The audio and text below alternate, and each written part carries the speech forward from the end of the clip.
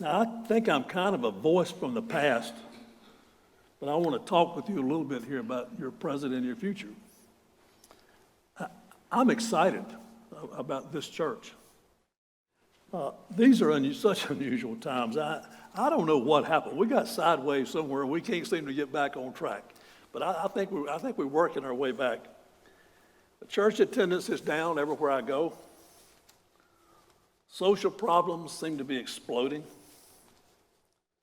People care more about themselves than they do their neighbors.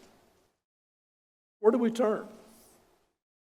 Where do we find hope and guidance? We find it right here. We find it at Roberdale Baptist Church. The work of this church has never been more important. This lovely church and its loving people stand as a beacon for hope for all that is good and as a pathway to God's grace. Even when you don't know it, you are a reminder to everyone that Christ's love is everlasting. They should not be discouraged, and they should turn to God for the answers to their problems. I love where this church is. In 1957, when I was but a pup, visionary leaders of this church and a visionary pastor said to all of us, we need to grow our church. And we all said, boy, we sure do. Everything's going great. We're going to grow our church. And then they said, and we're going to move out of the village. And we're going to move over to what we used to call 5 Points. And we all said, I don't know about that.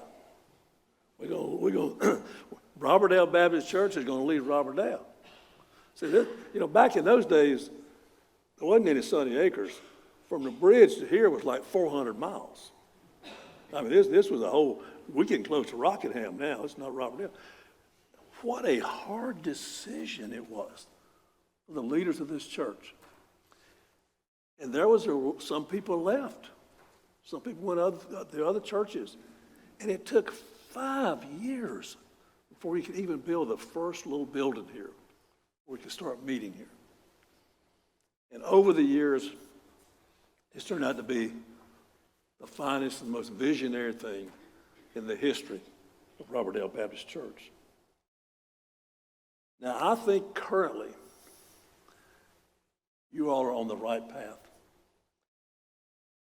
When I go visit other churches, when I go visit my own church, everybody looks like me. It's not a bad thing. We're pretty good guys. We're pretty good people, and we try to do the right thing. But where are the youth? Where is our future? Well, I'm serious. I go speak in churches where there is no one under 25 years of age. And I think about their future, and it's not very promising. And then I read the stuff you all put out, by the way, and I look at videos about this church. I was so excited about Vacation Bible School this year.